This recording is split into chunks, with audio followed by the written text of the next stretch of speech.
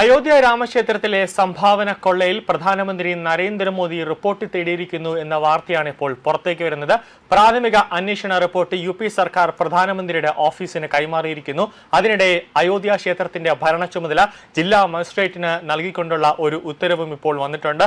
ദൈനംദിന ഭരണം ചുമതല ജില്ലാ മജിസ്ട്രേറ്റ് ഏറ്റെടുത്തിട്ടുണ്ട്. ശശാങ്ക് ത്രിപാഠിക്കാണ് ഇപ്പോൾ ചുമതല. കാണിക്ക എണ്ണുന്നതിലും മാറ്റം വരുത്തി വലിയ രീതിയിലുള്ള ഒരു മാറ്റമാണ് ഇപ്പോൾ വരുത്തിയിട്ടുള്ളത്. അതായത് മേശയിൽ വെച്ച് പണം എണ്ണരുത് എന്നൊരു നിർദ്ദേശം നൽകിയിട്ടുണ്ട്. തറയിൽ പരവതാനി വിരിച്ച് അതിൽ പണം എണ്ണണം. ഭണ്ഡാരത്തിൽ നിന്ന് പണം മാറ്റുമ്പോഴും എണ്ണുമ്പോഴും വീഡിയോ നിർബന്ധമായും ചിത്രീകരിക്കണം. 6 പുതിയ CCTV ക്യാമറകൾ കൂടി സ്ഥാപിക്കാനായിട്ട് ഒരു നിർദ്ദേശം നൽകിയിട്ടുണ്ട്. ക്യാമറകളുടെ സ്റ്റോറേജ് കപ്പാസിറ്റി കൂട്ടിയിട്ടുണ്ട്. അതേസമയം സംഭാവന തട്ടിപ്പുമായി ബന്ധപ്പെട്ട ഹർജിയിൽ അലഹബാദ് ഹൈക്കോടതി ഇടപെടാൻ തയ്യാറായിരുന്നില്ല എന്നൊരു വാർത്തയും കൂടെ വരുന്നുണ്ട്.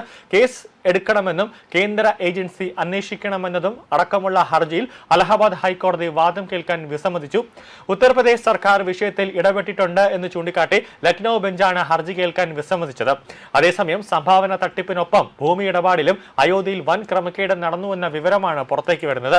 വിപണി വിലയിലും കൂടിയ വിലയ്ക്ക് ക്ഷേത്ര ട്രസ്റ്റ് ഭൂമി വാങ്ങിക്കൂട്ടിയതും അന്വേഷിക്കാൻ സർക്കാർ ഇപ്പോൾ തീരുമാനിച്ചിട്ടുണ്ട്. പ്രാഥമിക റിപ്പോർട്ട് കൈമാറിയ അന്വേഷണ സംഘം വിശദമായ അന്വേഷണത്തിന് കൂടുതൽ സമയം തേടിയേക്കും.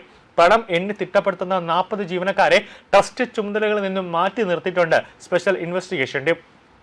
പ്രത്യേക അന്വേഷണ സംഘം മൊഴി രേഖപ്പെടുത്തിയ ജീവനക്കാർക്കെതിരെയാണ് ഈ അടിയന്തര നടപടി ഇപ്പോൾ അയോധ്യ ട്രസ്റ്റ് ഇപ്പോൾ എടുത്തിരിക്കുന്നത്.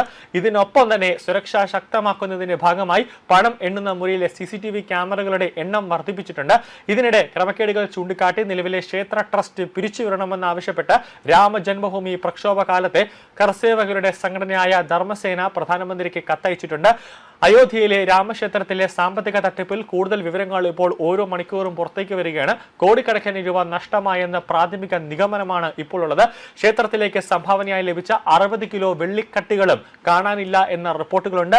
പ്രാണപ്രതിഷ്ഠാ ചടങ്ങിൽ വിഗ്രഹത്തിന് സമർപ്പിച്ച വെള്ളിക്കട്ടികളാണ് മോഷണം പോയത്. ക്ഷേത്ര ജീവനക്കാർക്ക് പുറത്തേക്ക് അന്വേഷണം വ്യാപിപ്പിച്ചേക്കും. അതായത് ക്ഷേത്ര ജീവനക്കാരുടെ മാത്രം ചുറ്റിപ്പറ്റി ആയിരിക്കില്ല ഒരു സ്പെഷ്യൽ അന്വേഷണം നടക്കുന്നത്.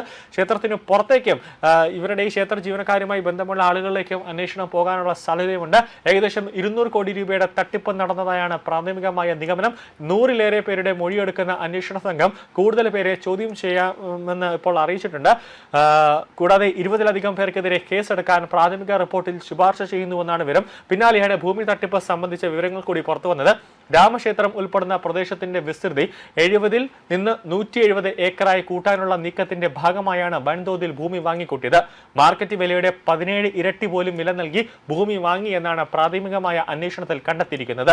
ട്രസ്റ്റ് ഭാരവാഹികൾക്കും ക്ഷേത്ര ജീവനക്കാർക്കും അയോധ്യ വിട്ടുപോകരുത് എന്നൊരു നിർദ്ദേശം നൽകിയിട്ടുണ്ട്. ഒരു കാരണവശാലും ഈ അന്വേഷണം പൂർത്തീകരിക്കുന്നതുവരെ, അന്വേഷണം തീരുന്നതുവരെ നിങ്ങൾ ക്ഷേത്ര ട്രസ്റ്റ് ഭാരവാഹികൾ ആരൊക്കെയായിരുന്നാലും ക്ഷേത്രത്തിന്റെ ചുമതലയുള്ള സെക്യൂരിറ്റി മുതൽ മറ്റ് ആളുകൾ, അതായത് താഴെത്തട്ടിൽ മുതൽ ഉയർന്ന തട്ടിലുള്ള ഉദ്യോഗസ്ഥർ വരെ, ട്രസ്റ്റ് ഭാരവാഹികൾ വരെ ഒരു കാരണവശാലും അയോധ്യ വിട്ടുപോകരുത് എന്ന കർശനമായ ഒരു നിർദ്ദേശം കൂടി നൽകിയിട്ടുണ്ട്.